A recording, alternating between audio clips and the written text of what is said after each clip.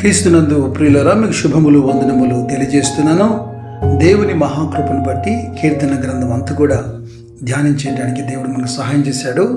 ఈ దినం ముగింపు అధ్యాయమైనటువంటి 150వ అధ్యాయం. 70కి పైగా దావీదు కీర్తనలు, అలాగే దైవజనుడైనటువంటి మోసే రచనలు, ఇక కోరహ కుమారులు ఏంటి, ఆసాపు ఏంటి, సొలొమోను రచించినటువంటి కీర్తన ఏంటి, ఇలాగ భక్తులందరూ ఆత్మపూర్ణులై రచించినటువంటి కీర్తనలు ధ్యానించడానికి పరిశుద్ధాత్ముడు మనకు సహాయం చేస్తూ వచ్చాడు. అలాగే అతిపెద్ద కీర్తన 119వ కీర్తన ఒక ధ్యానం కాకుండా ఆల్ఫాబెట్స్ ప్రకారం దాదాపుగా 22 ధ్యానాల్ని మనం కలిగి ఉన్నాం. సంవత్సరం అంతా 365 రోజులు ఒక దినం కూడా తగ్గిపోకుండా ఇలా కొనసాగించడానికి కేవలం దేవుడు చూపిన మహాకృపే కారణం. మంచిది. ఈ చివరి కీర్తన కూడా స్తుతికి సంబంధించిన కీర్తన. యెహోవాను స్తుతించుడి అని ఈ కీర్తన ప్రారంభమవుతుంది. ఈ కీర్తనను 3 భాగాలుగా మీ ముందు ఉంచే ప్రయత్నం చేస్తున్నాను. మొదటి అంశం ఏంటంటే, యెహోవాను స్తుతించుడి, ఆయన పరిశుద్ధాలయమందు ఆయనను స్తుతించుడి, ఆయన బలమును ప్రసిద్ధి చేయు ఆకాశ విశాలమందు ఆయనను స్తుతించుడి. యెహోవాను సేవించేదానికి లేదా దేవునికి కృతజ్ఞతాస్తుతులు చెల్లించేదానికి పాటలు పాడుతూ ఆయన గుమ్మములలో ప్రవేశించాలని, కీర్తనలు పాడుచూ ఆయన ఆవరణకు వెళ్ళాలని 100వ కీర్తనలో భక్తుడు ఆహ్వానమిస్తున్నాడు. ఎక్కువగా దావీదు కాలంలో, దావీదు రాజుగా ఉన్న కాలంలో దేవుని మందిరంలో జరిగినటువంటి సేవ ఎంతో గణనీయంగా మనం చూడగలుగుతాం. అనేకులు వాయిద్యములు వాయించే వారిని, పాటలు పాడేవారిని, వారిపైన కొంతమంది నాయకుల్ని నియమిస్తూ వచ్చాడు. దినవృత్తాంతముల మొదటి గ్రంథంలో 29వ అధ్యాయంలో రాజైన దావీదు కూడాను బహుగా సంతోషపడి సమూహము పూర్ణముగా ఉండగా యెహోవాకు ఇట్లు స్తోత్రములు చెల్లించెను. జన సమూహాన్ని సమీకరించి, ఇక యాజకులేమి, గాయకులేమి, వాయిద్యములు వాయించేవారేమి, ఏ గ్రేట్ పొజిషన్ అన్నమాట. ఓ నిజమైన ఆత్మ సంబంధమైనటువంటి స్తుతి ఆరాధన దావీదు జీవితంలో, దావీదు దినాల్లో మనం చూడగలుగుతాం. అయితే ఆయన బలమును ప్రసిద్ధి చేయు ఆకాశ విశాలమందు ఆయన స్తుతించుడి అంటే అర్థం ఏంటి? ఎక్కడ ఆయనను స్తుతించాలి? కేవలం ఆయన మందిరంలో మాత్రమే కాదు. అదో మంచి క్రమం అయినప్పటికీ ఆకాశ విశాలం ఎంతగా ఉందో, అంటే ఈ భూమి అంతటా we can praise him everywhere under the heaven. మనం చూస్తున్నటువంటి ఈ గ్లోబ్, ఈ ప్రపంచం ఉందే, ప్రాంతము, వర్గము, భేదము లేకుండా ప్రపంచం అంతా ఆరాధించబడుతున్న ఒకే ఒక దేవుడు. ఆయనను స్తుతించండి అంటూ 2వ వచనంలో స్తుతి కారణాలు కొన్ని రాస్తున్నాడు. ఆయన పరాక్రమ కార్యములను బట్టి ఆయన స్తుతించుడి, ఆయన మహాప్రభావమును బట్టి ఆయనను స్తుతించుడి, his mighty works and his excellent greatness. 77వ కీర్తనలో 11వ వాక్యం నుండి, యెహోవా చేసిన కార్యములను, పూర్వము జరిగిన నీ ఆశ్చర్య కార్యములను నేను మనసుకు తెచ్చుకొందును, నీ కార్యమంతయు నేను ధ్యానించుకొందును, నీ క్రియలను నేను ధ్యానించుకొందును. దేవా, నీ మార్గం పరిశుద్ధమైనది. దేవుని వంటి మహాదేవుడు ఎక్కడున్నాడు?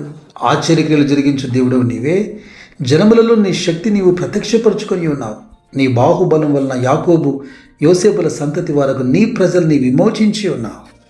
దేవుడు పితరుల జీవితంలో చేసినటువంటి అద్భుతకరమైన కార్యాలు, ఐగుప్తు నుంచి తన ప్రజల్ని విమోచించటం, వారెదుట సముద్రములను చీల్చటం, ఎవరు ఎప్పుడు భుజించని పరలోకపు ఆహారంతో వారిని పోషించటం, ఓ చెరం నుండి, బానిసత్వం నుండి భౌతికంగా విడిపించడం మాత్రమే కాదు, కానీ ఇదిగో ఆయన ఉపకారములను, మేలులను జ్ఞాపకం చేసుకుంటూ 103వ కీర్తనలో దావీదు దేవుని స్తుతిస్తున్నాడు కదా. నా ప్రాణము యెహోవాను సన్నిధించుము, ఆయన చేసిన మేళ్లలో, ఉపకారంలో దేన్ని మరవకమంటూ. ఏంటది? నీ దోషములన్నిటిని క్షమించువాడు, నీ సంకటములను కుదుర్చువాడు, సమాధి నుండి నీ ప్రాణం విమోచించువాడు, కరుణా కటాక్షములు నీ కిరీటముగా ఉంచువాడు, పక్షిరాజు యవనం వల్ల నీ యవనం కృతదగుచున్నట్లు మేలుతో నీ హృదయము తృప్తిపరచుచున్నాడు.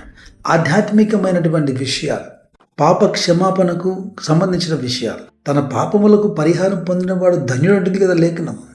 ఇలాగన స్తుతి కారణాలు ఎన్నో చెప్పొచ్చు, కానీ ఈ కీర్తనకారుడు చివరి అధ్యాయం 150లో దేవుని స్తుతించుడి అంటూ స్తుతి కారణాలు చెబుతూ హౌ టు ప్రైజ్, ఎలాగ స్తుతించాలో కూడా చెబుతున్నాడు. 3వ వచనం చూడండి. బూరధ్వనితో ఆయన స్తుతించుడి, స్వరమండలముతోనూ సితారతోనూ ఆయన స్తుతించుడి, తంబురతోనూ నాట్యముతోనూ ఆయన స్తుతించుడి, తంతి వాద్యములతోనూ పిల్లన గ్రొవితోనూ ఆయన స్తుతించుడి, మ్రోగు తాళములతో ఆయనను స్తుతించుడి, గంభీర ధ్వని గల తాళములతో ఆయనను స్తుతించుడి. ఈ విషయంలో కొన్ని సంఘములకు నాదొక మనవి ఏంటంటే, దేవుని ఆరాధించడానికి, స్తుతించడానికి లేదా ఒక సంఘ ఆరాధన క్రమాన్ని కొనసాగించడానికి మనం బైబిల్నే ప్రమాణంగా తీసుకోవాలి. కొందరు అంటారు, కొత్త నిబంధనలో వాయించాలు ఎక్కువగా వాయించినట్టుగా, ఆరాధించినట్టుగా ఎక్కడుంది చూపండి అని. మీ ఉద్దేశంలో పాత నిబంధనలో ఉన్న లేఖనాలన్నింటినీ ఆయన పక్కన పెట్టాడా? వాటన్నిటిని కొట్టివేశాడా? ఆయన ధర్మశాస్త్రాన్ని నెరవేర్చి బలిని ఆపివేశాడా? లేదా ప్రతి లేఖనాన్ని కొట్టేశాడా? క్రొత్త నిబంధనలో జరిగేటువంటి ప్రతి అంశానికి పాత నిబంధన ఒక ఛాయనే కదా. ఆయన పరిశుద్ధత లేదా ఆయనను ఆరాధించే క్రమం ఇటు మందిరంలో కానీ అటు పరలోకంలో కానీ ఏమైనా మార్పు కలిగిందా? పాత నిబంధనలో ఉన్న ప్రతి అంశాన్ని మళ్ళీ తిరిగి కొత్త నిబంధనలో ఎత్తి రాయాల్సిన అవసరం ఉందా? అలాగని ఇప్పుడు ఆజ్ఞలు పాటించుకోవడం మనం పక్కన పెడతామా? కాస్త వితండవాదం పక్కన పెట్టి దేవుని చక్కగా ఆరాధించే మనసు కలిగి ఉన్నాడు. కీర్తన 57:8 ఇది కూడా దావీదు రచనే. నా ప్రాణమా మేలుకొనుము, స్వరమండలమా సితారా మేలుకొనుడి, నేను వేకువనే లేచేదను అంటున్నాడు. మరికొన్ని సమాజాల్లో కనీసం చప్పట్లు కూడా కొట్టడానికి అనుమతి ఇవ్వరు. 47 కీర్తన 1 కోరహ కుమారుడు అంటున్నారు, సర్వ జనులారా చప్పట్లు కొట్టుడి, జయధ్వనులతో దేవుని గురించి ఆర్భాటం చేయటి. ఆరాధించడానికి ఎన్నో ఆధారాలు మనకు బైబిల్లో కనపడతాయి, కానీ మౌనంగా ఉండేదానికి ఏ ఆధారాలు ఉన్నాయి?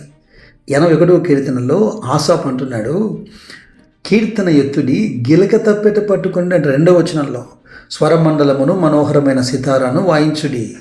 లోక మర్యాదను అనుసరించు వారిది మనకేంటి పని? మనకు ప్రకటించబడుతున్నటువంటి బైబిల్ క్రమంలో ఈ చక్కగా వాయిద్యాలు వాయిస్తూ మనం దేవుని ఆరాధించలేమా? స్తుతించాలి. దేనికి, ఎందును బట్టి స్తుతించాలి, లేదా స్తుతిస్తున్నప్పుడు ఎలా స్తుతించాలి మాట్లాడుతున్నాడు. ఇంకా చివరి వచనం అంటుంది, సకల ప్రాణులు యెహోవాను స్తుతించుదురుగాక, యెహోవాను స్తుతించుడు. కీర్తన 92:1 ప్రకారం యెహోవాను స్తుతించుట మంచిదని మనం ఎరిగి ఉండాలి. జీవితకాలం అంతయు ఉత్సహించు పెదవులతో దేవుని స్తుతించేటువంటి ఆ కృప దేవుడు మీకు మెండుగా కలగజేయును కాక. తన మహాకృపను బట్టి కీర్తన గ్రంథ ధ్యానం అంతటిలో సహాయం చేసిన దేవుని నేను స్తుతిస్తున్నాను. మీరందరూ ఈ పాఠ్యాంశముల ద్వారా బహుగా దీవించబడాలని ప్రార్థిస్తున్నాను. దేవుని కృప మీకు తోడైనను కాక. God bless you.